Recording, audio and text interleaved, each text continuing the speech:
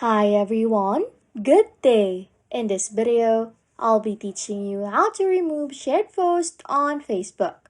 First things first, start by opening your Facebook application, just as you normally would. Find and navigate to your own Facebook profile, and this is where you'll find the shared post that you want to remove.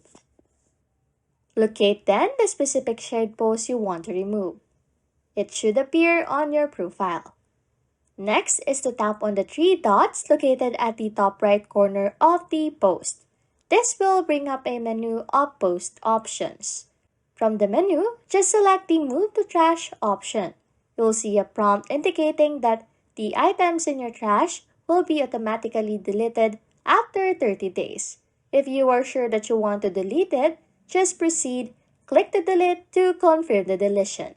This post will now be then removed from your profile. And hopefully that solves your problem. Anyways, if you like content like this, don't forget to subscribe to this channel or comment down below any tutorials you want us to make, so we can help you. And that's it. You can now remove shared posts on Facebook. Thanks for watching and happy scrolling.